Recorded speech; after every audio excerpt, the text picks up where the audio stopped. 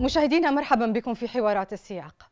يبدو أن وقف إطلاق النار في السودان ما زال قائما على الرغم من ورود تقارير عن إطلاق نار وقصف جديد، وهذه هي رابع محاولة لوقف القتال الذي اندلع في 15 من إبريل، ولكن الطرفين لم يلتزما بالهدنات السابقة. عموما للمزيد من المتابعة حول هذا الملف تنضم إلينا الدكتورة سوزان بيج، مستشارة أولى للمبعوث الخاص للسودان وجنوب السودان ونائب مساعد وزير الخارجية للشؤون الإفريقية. دكتورة سوزان مرحبا بك معنا. Thank you for having me. دكتورة، هل لديك فكرة واضحة عن التطورات في السودان؟ Well, it seems as if, from what I can tell, it seems as if the current ceasefire that went into effect on Monday is holding more or less. It's obviously shaky, and residents have been reporting some firing, but it has allowed for additional evacuations to continue, and most importantly, for Sudanese to get out and get some resupplies, food and water. كيف تقيمين استجابة القوى المدنية لهذه التطورات الصعبة في السودان؟ Oh, I believe that everyone is very upset. No one expected, well, they might have expected that there would be trouble, but I don't believe that most of the civilians, and certainly not the protesters, expected all-out war. They never wanted the military to be running the government. They accepted the deal with the first half of the transition period being led by the military and the second half being led by the civilians. But of course, they've never gotten to that civilian part. And as I mentioned, the protesters, the civilians who really started everything, they never wanted the military to be in politics. They wanted them out, and they wanted civilian leadership and move towards a democratic Sudan. لو عدنا إلى سياق التطورات في الأشهر الأخيرة، هل كانت هناك مؤشرات واضحة لمواجهات اليوم؟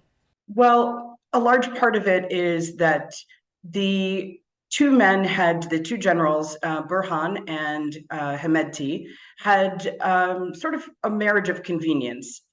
But once they were forced to try to make a civilian government, they both balked. And each side, of course, is blaming the other. But it seems pretty clear that neither one really wants to have security sector reform, and Hemedti certainly does not want his rapid support forces to be merged into a reconstituted Sudan armed forces. ومع ذلك، من تعتقدين من الجنرالين أقرب للنخبة المدنية والمسار الديمقراطي؟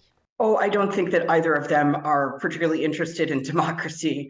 I think that unfortunately, the US and several others in the UN, they weren't punished. They weren't sanctioned after they did their self-styled coup in 2021 and overthrew the civilian part of the Sovereignty Council.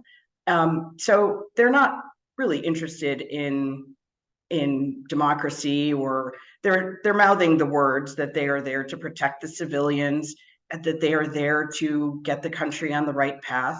But if that were true, they wouldn't be fighting and shooting up homes and hospitals and launching rocket fire.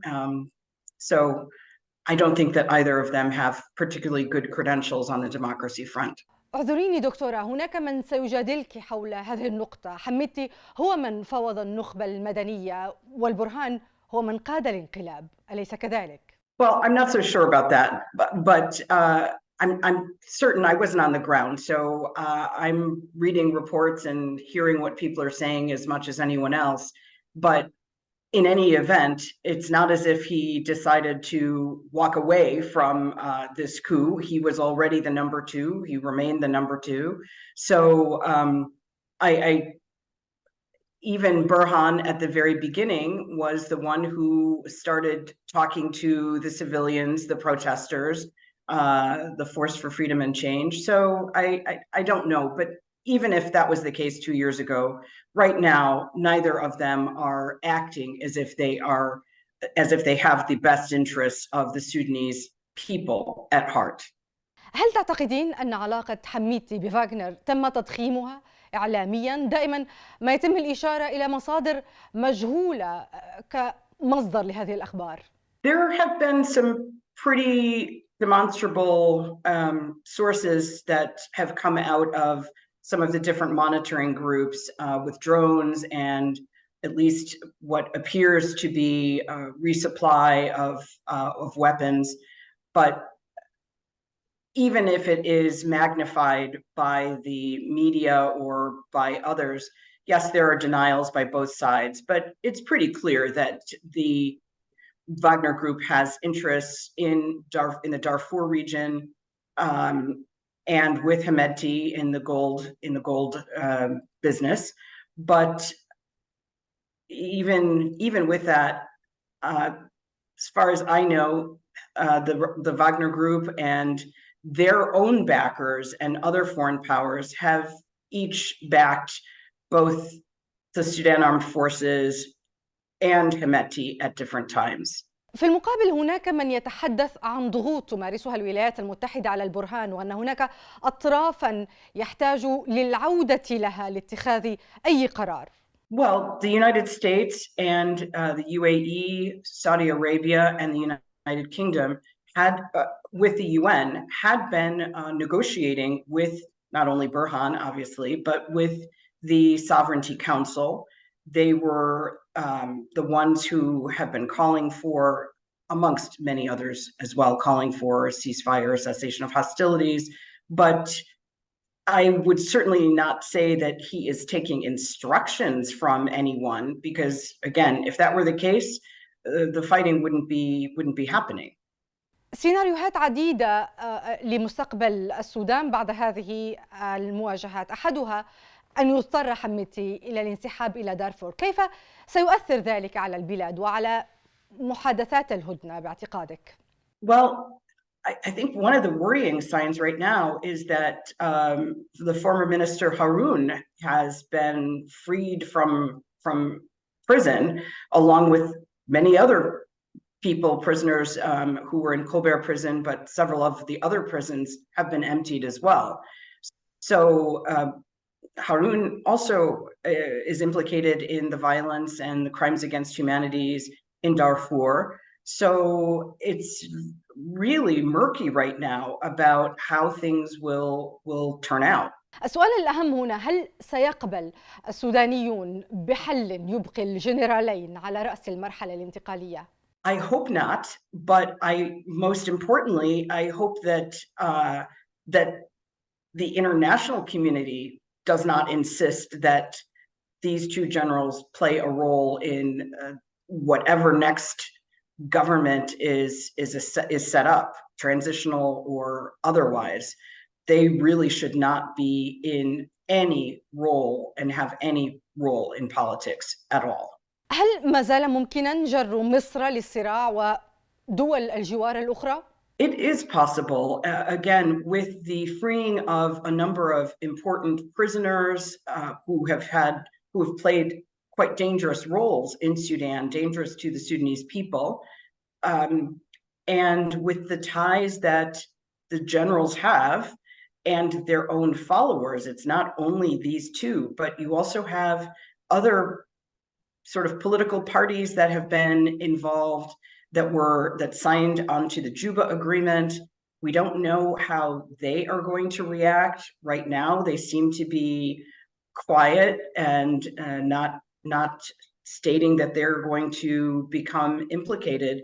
But again, with Harun out and making statements publicly, it's entirely possible that the conflicts that have somewhat died down will pick up again, and that will bring in some of the other parties, both the ones from Darfur as well as the ones aligned to South Kordofan and Blue Nile.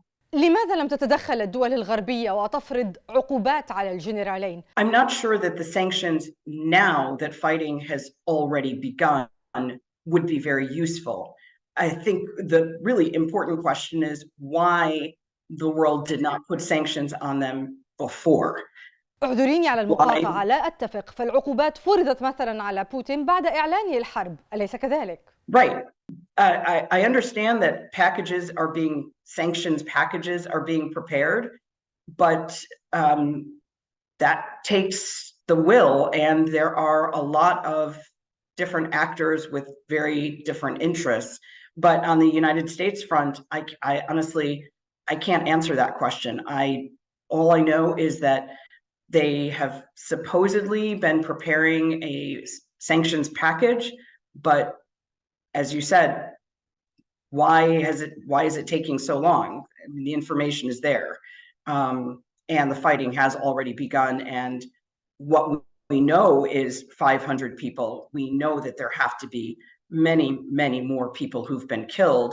And look at the destruction of Khartoum and Omdurman and Bahri and Darfur and other towns throughout Sudan. And people can't even get food and water and move around the city because of the bombardments.